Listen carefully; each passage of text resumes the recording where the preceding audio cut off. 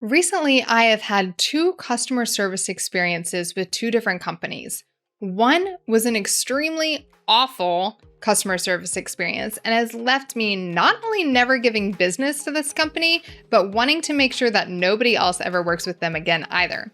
And the other was a potentially really bad customer service issue that was resolved so well that I want to stay at that hotel anytime that I travel and recommend it to everyone that I know.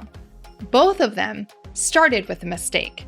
What's the difference between the two, and how can you make sure to learn from this experience? Find out in this episode.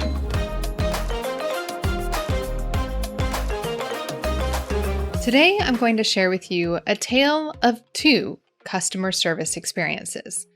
One, it did very well and left me with a good vibe about the company, and the other left me wanting to leave negative reviews everywhere I can. What's the difference? We're going to talk about that today and what you can learn from these two experiences and apply to your business so that you don't leave your customers feeling like they want to leave negative reviews everywhere too. Okay, so the first experience comes from a local company. This is a local air conditioning company that I've been using for over 5 years. We recently called them out to our rental property to go check out a problem that we were having with the AC unit of that property. Now, typically what happens is we pay a $75 service fee. They go out to the property, they call, let us know what's going on, tell us how much it's going to cost to fix it. We approve that fee, they fix it, and then they tell us it's done, send us a bill, we pay the bill, and our renters enjoy nice cold AC. Well, things didn't quite go that way this time. They did show up at the property and they did fix the air conditioning. But what they didn't do is call us to tell us what was wrong, tell us how much it was going to cost, and get our approval on the charges.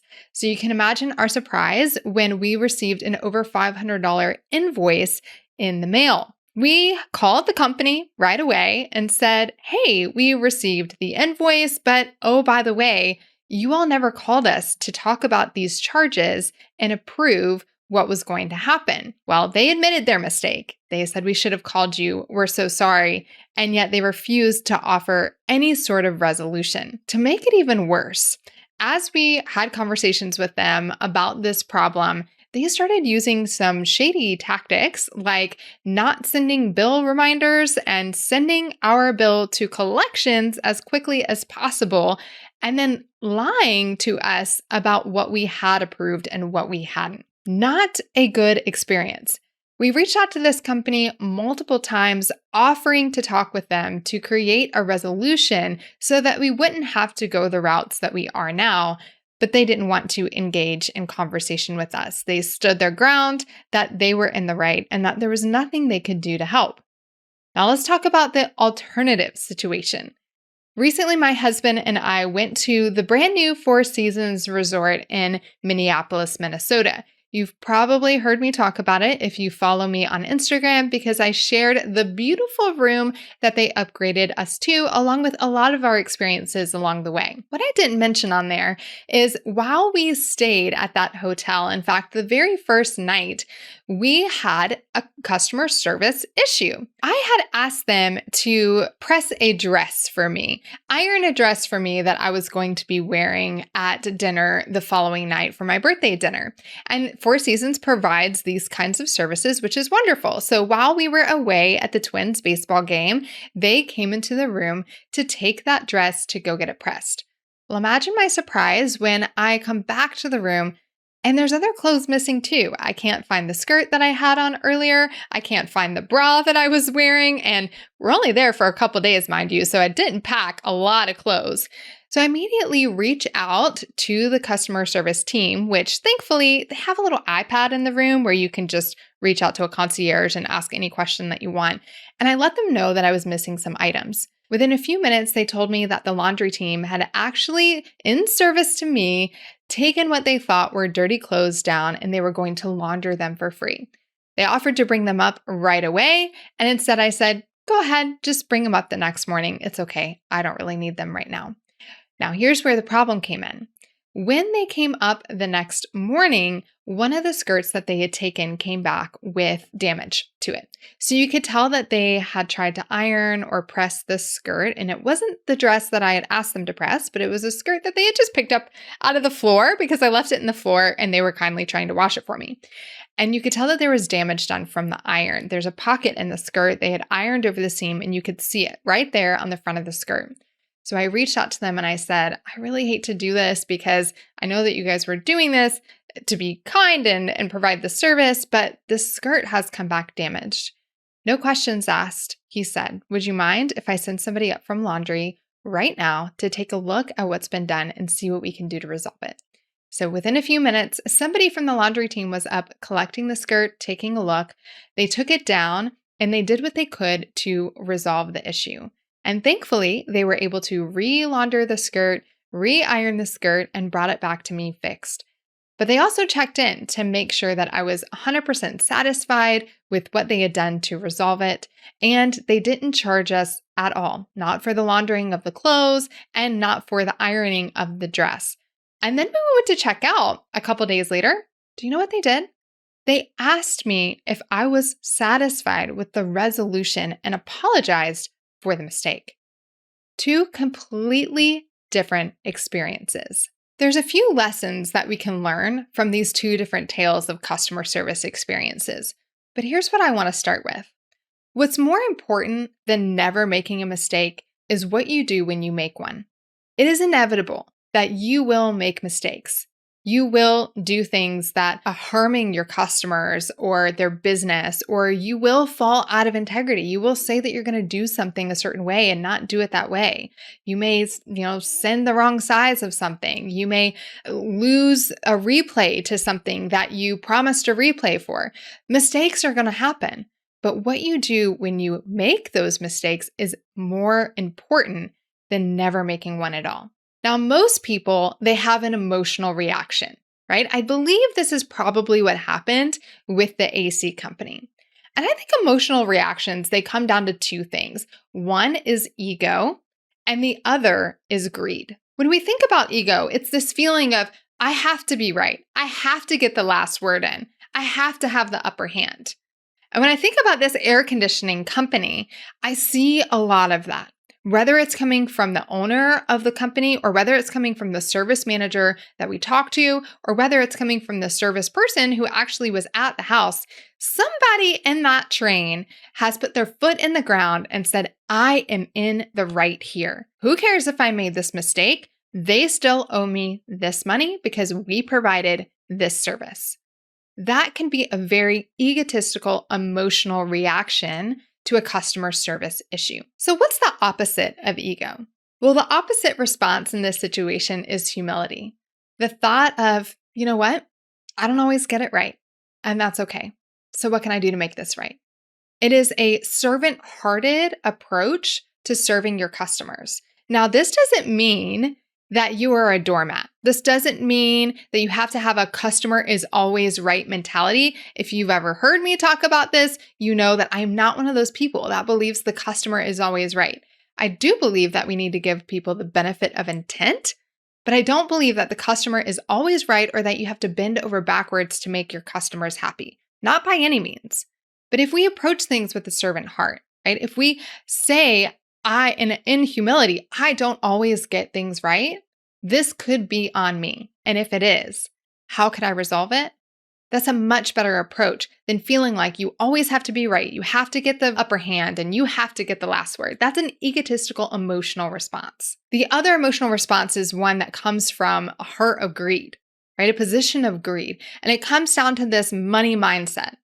I'm owed this money, or I can't lose this money. I can't refund this. I have to charge for this. We invested time into this. If I don't get paid for laundering these clothes, if I don't get paid for ironing that shirt or installing this stuff into their air conditioning unit, that's going to be a negative impact on my bottom line. I need that money. That's a greed mindset, or maybe it's just a fear-based mindset. Maybe it's this lack of abundance where you feel like this money, if not received right now by this individual in this situation, There's no other way that that money can come to you. And I'll just tell you, friend, these are two very dangerous places to make decisions from, whether it's ego, whether it's greed, or even fear, right? Those are dangerous places to make decisions from, especially when those decisions are impacting your customers. So how do we slow down? How do we not respond from an emotional stance, but how do we respond from a very logical, from a strategic stance when we encounter customer service issues in our business? Well, there's two things that I want you to ask yourself or think about when you're trying to use a logical or strategic approach to handling customer service issues. The first one is to ask, what are our options for resolution? So oftentimes we are so closed off because of that feeling of ego or greed that we tell ourselves the lie that there is only one option. They have to pay me, right? That's the only option, or they're in the wrong. They don't get X, Y, Z, whatever it might be. There's only one resolution. But if we open to our mind to say, how else could we resolve this matter? Then you can get variations of resolution. So maybe it is a complete resolution looking like we fix the problem. There's no charge. I mean, we just take 100% responsibility for what has happened and we do everything we can to make it right. Then there's partial resolutions, and these are really compromises, right? Where maybe we refund some of the money, maybe we can't fix the problem or we can't take back the work that we've done, but we can offer a discount on something else or offer something for free. It's a partial resolution, but it's not a complete resolution. There's going to be some compromise in there. And then there's, the option of no resolution of all, of standing our ground and saying, no, we provided this service. You need to pay for this. There is no compromise in the middle. There's no money back guarantee or anything like that associated with this. And sometimes that's going to be the right resolution. So that one needs to be on the table as well. So look at your options for resolution. What options do you have for complete resolution, partial resolution, or no resolution at all? And then once you've done that, I want you to think about the potential impact of each of those options. So you're asking, what is the potential impact of this resolution option? We're going to think about it in a few different categories. And the first one is financial. This financial category is really important because sometimes we only think about the immediate financial impact. Like that's $500 in service that we've performed. We could have used that time with somebody else. We're going to lose out on $500 if we don't get them to pay, right? But I want you to think about the long-term financial impact as well. What might happen if you lose $500 now, but you gain a customer for life or referrals? Because sometimes from a financial perspective, we might lose now, but we might gain a whole lot later. So when you're thinking about the financial impact, don't just think about the immediate financial impact, but think about the potential long-term impact too. The second thing I want you to think about is time. There are partial resolutions that can really take more time than just offering a complete resolution because of the back and forth and the compromise that has to happen to make that partial resolution be something that they will accept. So pay attention to the time that it takes your team or you to negotiate and navigate and ultimately get to a resolution, because the quicker you get to a decision, the better. The third factor to evaluate is energy. I think so often we forget this factor because it's not really measurable and black and white as finances and time, but energy is just as important. Negative people and conflict can really drain your energy. Now, some people are able to disassociate from that easier than others. I know I tend to have a pretty good barrier against the energy of people around me, and I don't really mind conflict. But somebody like my husband, it really sucks the life out of him when there's negativity or when there's conflict lingering. So any moment that conflict or disagreement is not resolved is one that is draining energy from him. So pay attention to that and how that is going to impact the business as well. And then the fourth thing that I want you to evaluate is how it's going to impact your reputation. Your customer experience is your brand. You hear me say that all the time, and your reputation is a really important part of that. You need to make sure that you are remaining in integrity as much as possible. If you lose that, then you lose trust with current customers and future customers. But you also don't want a reputation that you refund any squeaky wheel. Anybody with the slightest complaint can get their money back. There's got to be a balance there, and only you know what that balance is. So think about the long-term impact on your reputation. So you're going to evaluate your finances, your time, your energy, your reputation, the impact that each of those potential resolutions has on those 4 areas.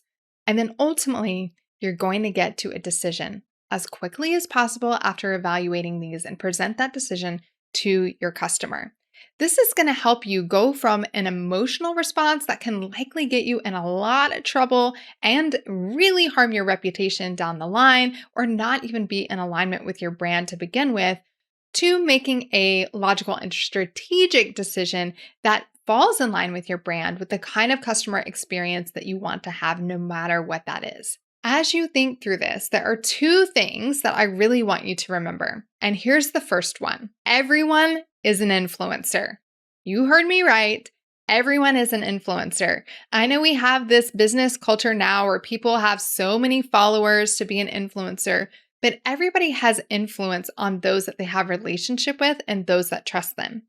So although I may not have tens of thousands of followers on Instagram or hundreds of thousands of followers on Instagram, right? I am an influencer in my sphere. So what's the impact of that? Well, 4 Seasons, who did an amazing job resolving this customer service issue, 4 Seasons was able to leverage my influence for good.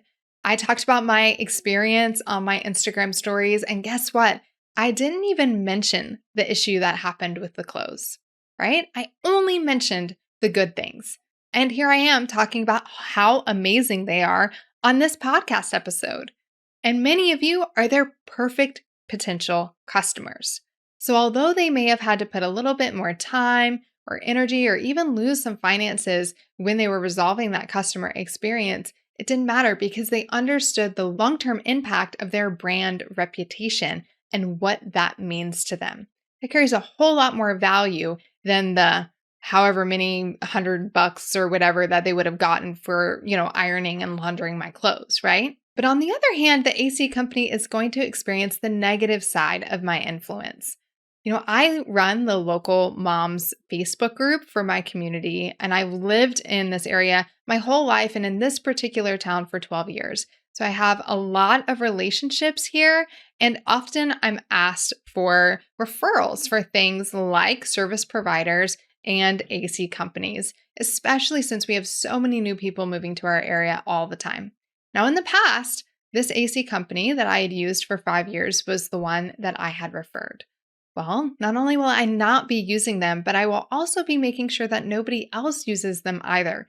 Because although generally they provide good service, if there's ever an issue, I can't trust that that company is going to treat people with respect and be in integrity with how they follow through with resolving customer service issues. So there's going to be a negative impact on their business that they may never feel, they may never experience, but I promise you they're going to miss out on business and revenue because of this poorly handled customer service experience. So remember that. Everyone is an influencer in their own way. The second thing I want you to remember, how a relationship ends will determine how you feel about it. And this is true if you have ever had a dating relationship end wrong, right? He may have been the most amazing person for that 1 year that you guys were together, but in the end, he cheated on you, lied to you, dumped you, and that just tainted the whole perspective of that whole year that you were together. No matter how amazing it was, you're always going to think about him as the lying, cheater, awful guy that you dated back in the day, right? How a relationship ends determines how you feel about it. In fact, there's this concept in storytelling called residual resolution emotion, and it's that very concept of how does the story leave you feeling? What feeling does it leave you with? And whenever we have an experience, we're building a story in our head about that brand and about that experience. So that last feeling that we get is often the one that our brain will hold on to.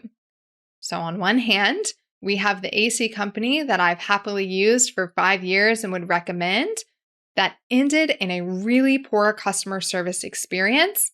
On the other hand, you have this brand new company that I'm experiencing for one of the first times that gave me a wonderful experience when we had some customer service issues that needed to be resolved. In fact, let me just give you an example of how above and beyond they went to create that kind of feeling and emotion for me related to their brand.